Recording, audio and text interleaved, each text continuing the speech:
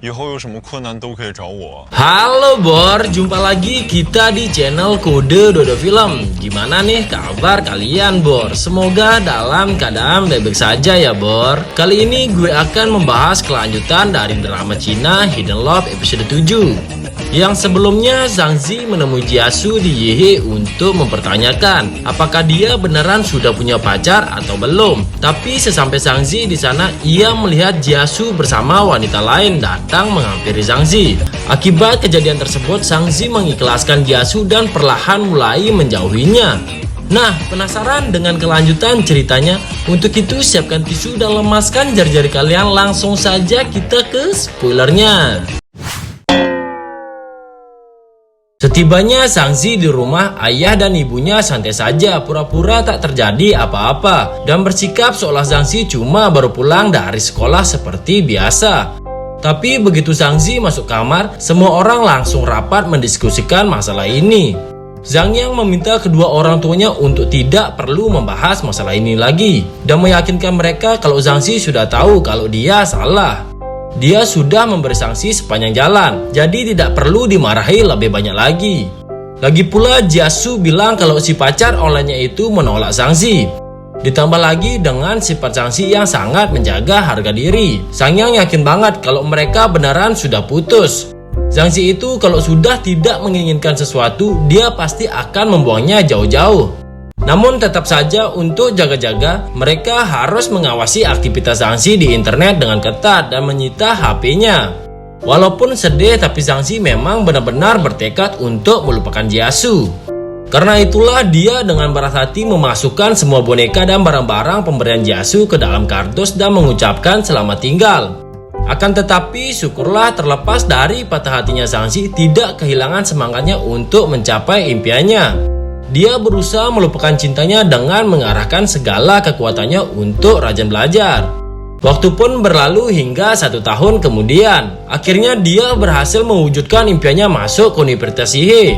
Namun tujuannya sekarang murni untuk belajar dan bukan lagi mengejar Jiasu. Dia juga memiliki 3 teman baru yang sekamar asrama dengannya. Dan syukurlah sekarang dia benar-benar punya teman yang baik, dan mereka saling memanggil satu sama lain dengan mengulang nama mereka.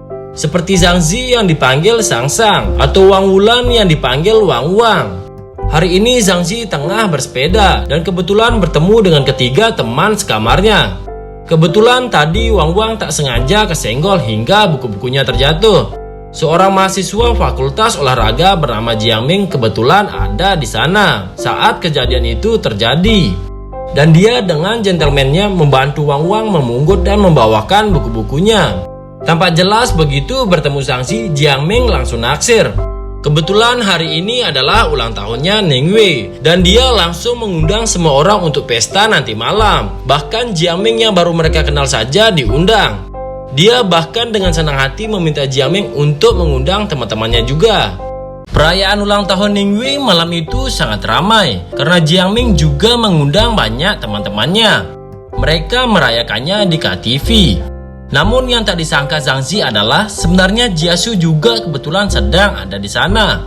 Mereka bahkan berpapasan. Sayangnya keduanya tidak saling melihat satu sama lain. Jiasu juga sedang bersama rekan-rekan kerjanya. Dan kita kembali bertemu dengan wanita yang dulu bersamanya ke bandara.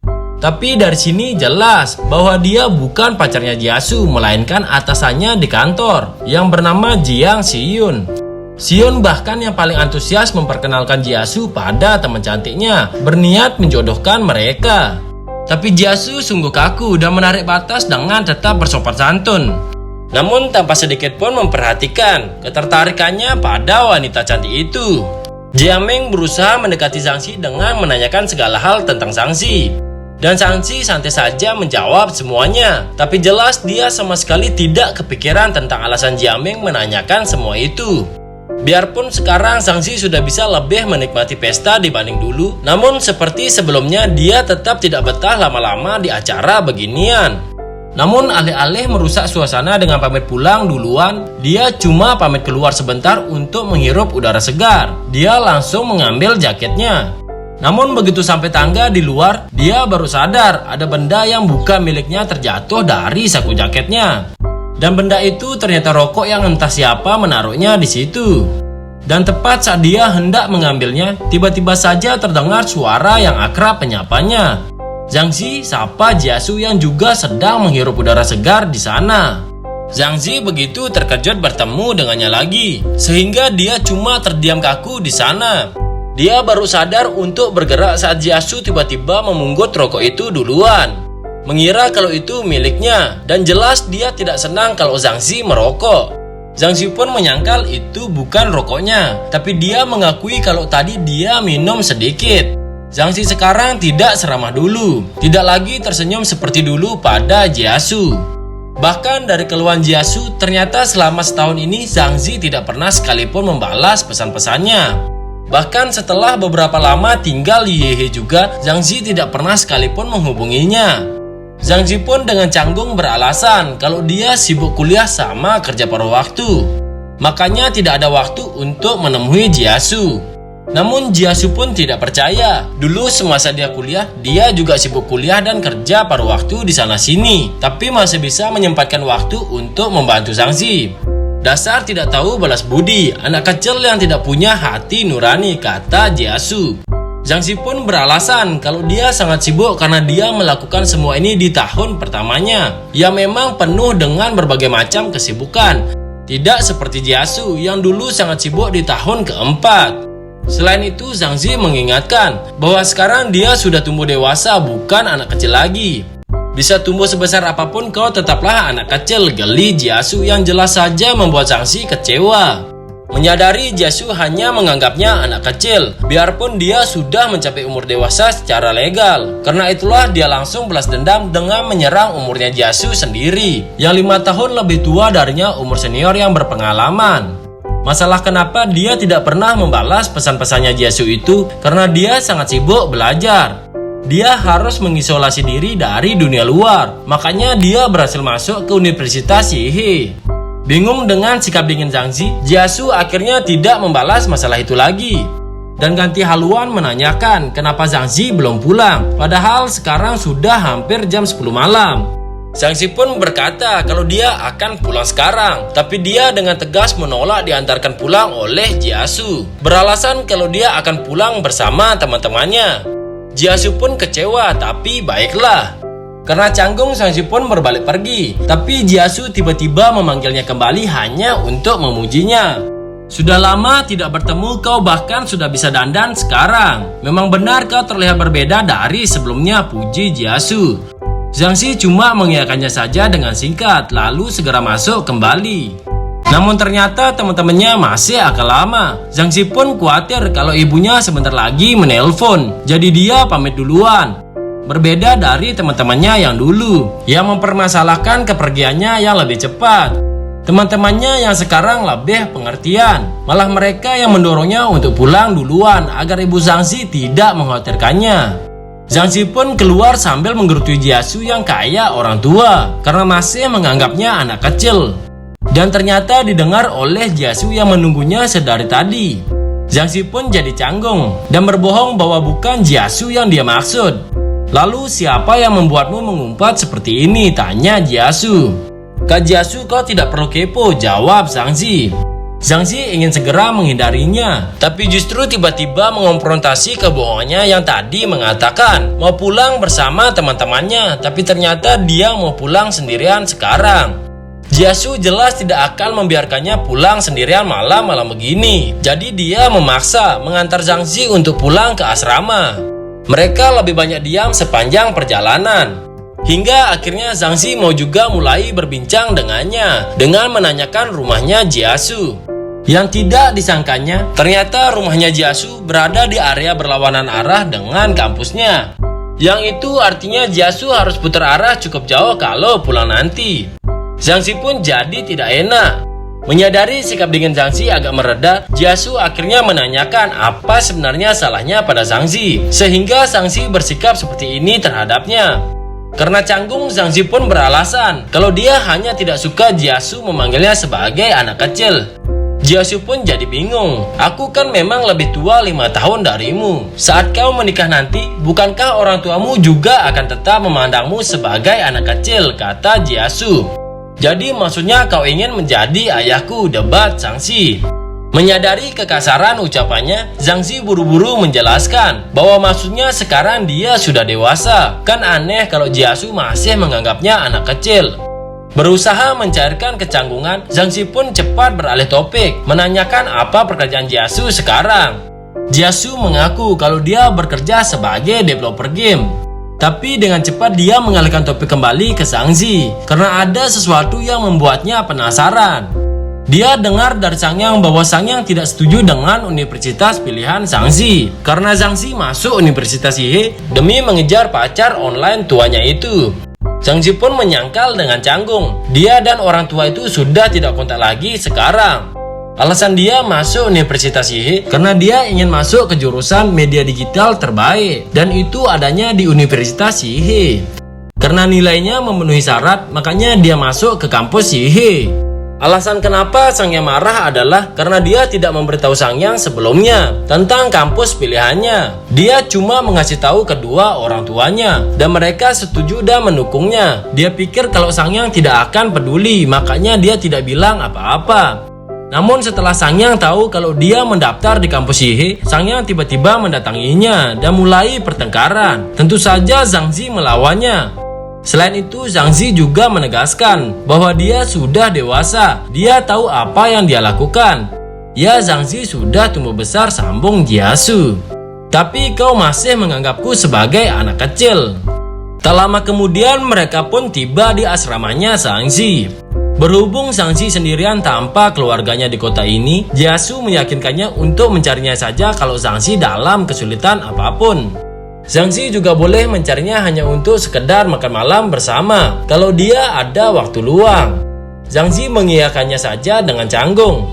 Jiasu sungguh masih sangat perhatian padanya. Jiasu bahkan membelikannya madu untuk meredakan efek alkohol yang dia minum tadi.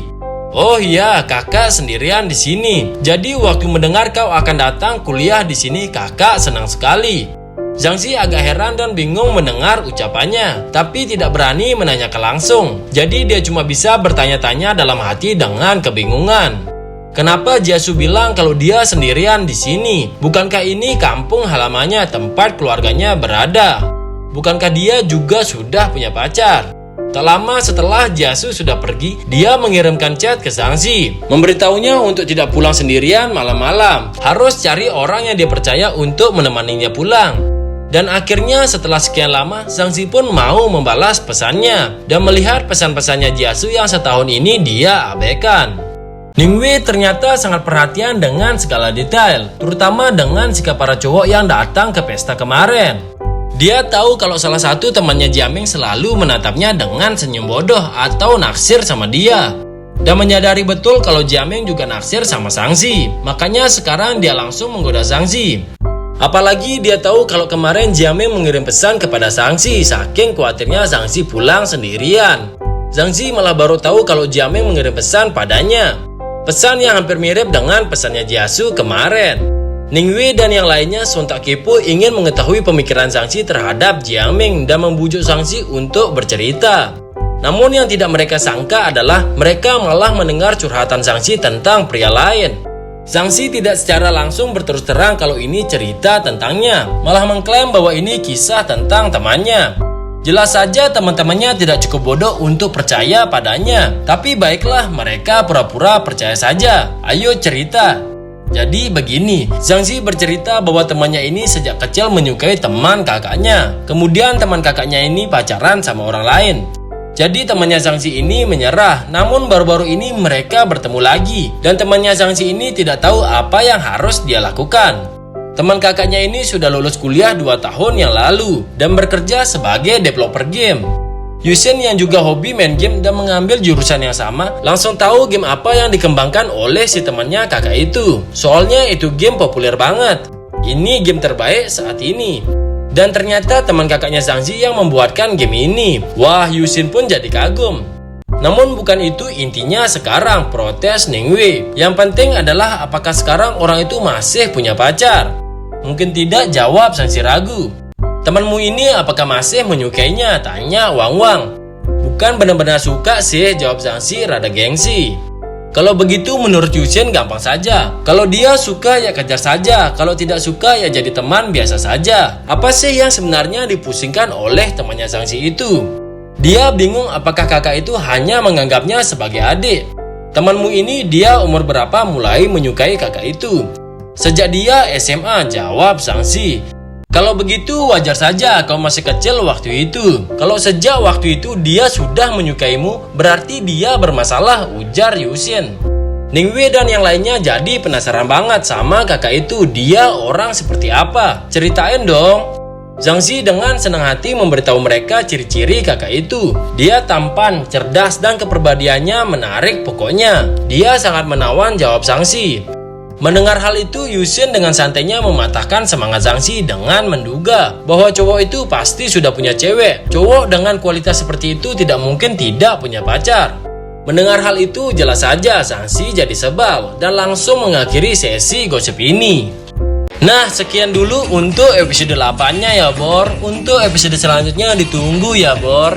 Dan bantu gue untuk membangun channel ini dengan menekan tombol subscribe dan aktifkan tombol notifikasinya agar tidak ketinggalan video-video selanjutnya.